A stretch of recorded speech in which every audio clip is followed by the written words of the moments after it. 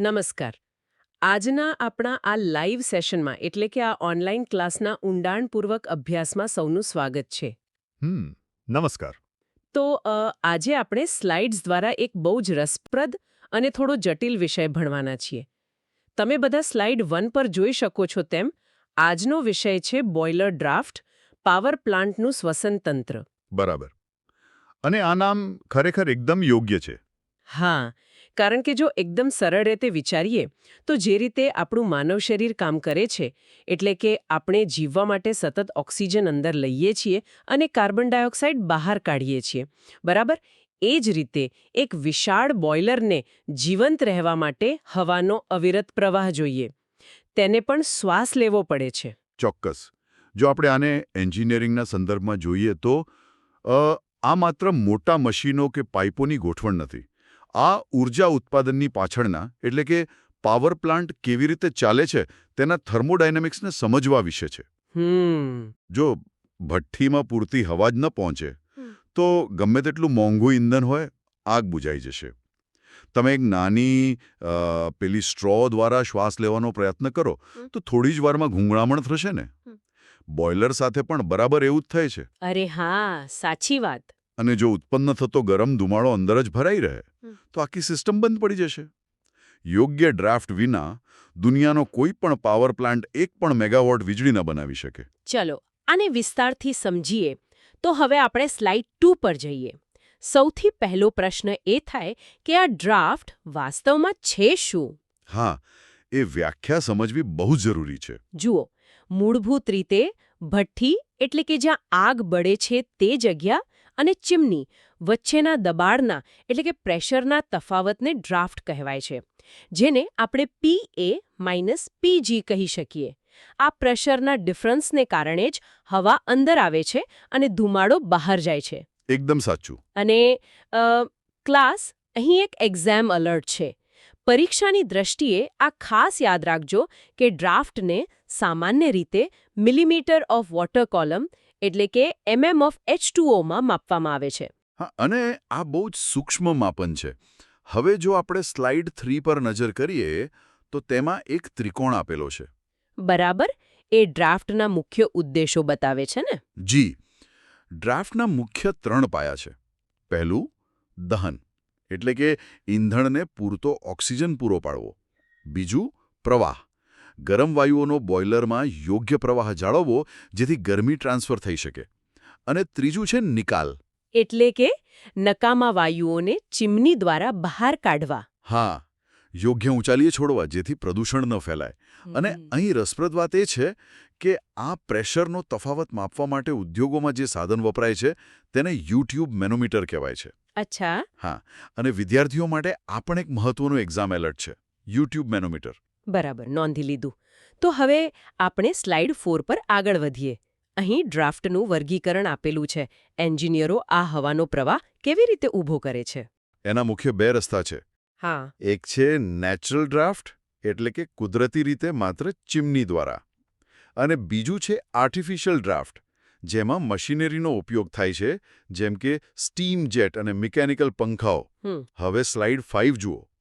આ natural draft એકદમ કુદરતના નિયમ પર કામ કરે છે. ગરમ હવા વજનમાં હલકી હોય છે અને ઠંડી હવા ભારે હોય છે. ખબર છે ને, પેલા હોટ એર બલૂન જેવું? હા, બિલકુલ એ જ સિદ્ધાંત. આ વજનના તફાવતને કારણે ભારે હવા નીચેથી અંદર ધકેલાય છે. અને અહીં બીજું એક એક્ઝામ એલર્ટ છે. ચીમની જેટલી ઊંચી તેટલો નેચરલ ડ્રાફ્ટ વધારે. એટલે કે draft is proportional two height. સાચી વાત. હવે આપણે સ્લાઇડ 6 પર જઈએ, જ્યાં થોડું ગણિત છે. ઓહ, સૂત્રો જોઈને ગભરાવાની જરૂર નથી. નાના, જરાય નહીં. આ સૂત્ર છે ડ્રાફ્ટ બરાબર 353 ગુણ્યા H અને પછી બ્રેકેટમાં તાપમાનનો ગુણોત્તર. આ બહુ સરળ છે. આનો સીધો અર્થ એ છે કે ડ્રાફ્ટનો આધાર મુખ્યત્વે 2 જ વસ્તુ પર છે. કઈ 2 વસ્તુઓ? એક તો ચીમનીની ઊંચાઈ એટલે કે H અને બીજું અંદરના ગરમ વાયુઓ અને બહારની હવા વચ્ચેના તાપમાનનો તફાવત. સમજાઈ ગયો. પણ સ્લાઇડ 7 મુજબ આ નેચરલ ડ્રાફ્ટ હંમેશા કામ નથી લાગતો, બરાબર? હા, તેની બહુ મોટી મર્યાદાઓ છે. પહેલી તો એ કે તે ઋતુ પર આધારિત છે. શિયાળામાં સારો ડ્રાફ્ટ મળે, પણ ઉનાળામાં જ્યારે બહારની હવા ગરમ હોય ત્યારે ડ્રાફ્ટ ઘટી જાય છે. એટલે ઉનાળામાં પાવર પ્લાન્ટ ધીમો પડી જાય. એક્ઝેક્ટલી. અને બીજું, આ બહુ ખર્ચાળ છે. 200 મીટર ઊંચી ચીમની બનાવવી એ કોઈ નાની વાત નથી. પણ સૌથી મોટો ગેરફાયદો છે હીટ લોસ, ઊર્જાનો બગાડ. Heat loss? એ કેવી રીતે? જુઓ, નેચરલ ડ્રાફ્ટ જાળવી રાખવા માટે ચીમનીમાંથી નીકળતા ધુમાડાને ગરમ જ રાખવો પડે છે. જો એ ઠંડો પડી જાય તો ઉપર ચડશે જ નહીં. ઓહ, એટલે આપણે ગરમીનો ઉપયોગ પાણી ઉકાળવાને બદલે માત્ર ધુમાડાને બહાર કાઢવા માટે વેડફી રહ્યા છીએ? બરાબર. અને આધુનિક ઉદ્યોગોમાં આટલી બધી ઊર્જાનો બગાડ પોસાય જ નહીં. હા, એ તો સીધી વાત છે. તો હવે સ્લાઇડ 8 પર જોઈએ આર્ટિફિશિયલ ડ્રાફ્ટ એટલે કે કૃત્રિમ ડ્રાફ્ટના ઉકેલો. થતી નથી. સાચી વાત. ચોમાસું હોય કે ઉનાળો, પંખો તો પોતાની સ્પીડથી જ ફરશે અને હલકી કક્ષાનું ઈંધણ પણ વાપરી શકાય. બિલકુલ. હવે સ્લાઇડ 9 પર આર્ટિફિશિયલ ડ્રાફ્ટનો એક જૂનો પ્રકાર છે, સ્ટીમ જેટ ડ્રાફ્ટ. આ પેલી જૂની ટ્રેનો જેવું છે ને, કોલસાવાળી ટ્રેનો. હા, જૂના જમાનાના લોકોમોટિવ. તેમાં બોઇલરની પોતાની વરાળનો એટલે કે સ્ટીમનો જ ઉપયોગ થાય છે. જો સ્ટીમ જેટ ભઠ્ઠીની નીચે ગોઠવેલો હોય તો તે બહારની હવાને અંદર ધકેલે છે, જેને ફોર્સ્ડ કહેવાય.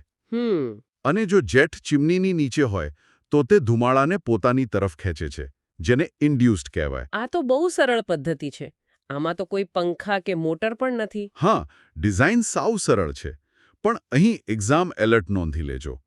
આ પદ્ધતિમાં બોઇલરના અત્યંત શુદ્ધ પાણીનો વરાળ સ્વરૂપે ખૂબ જ મોટો બગાડ થાય છે. અચ્છા, અને પાવર પ્લાન્ટમાં આવું મોંઘું ડીમિનરલાઇઝ્ડ પાણી વેડફાય એ તો ન જ ચાલે.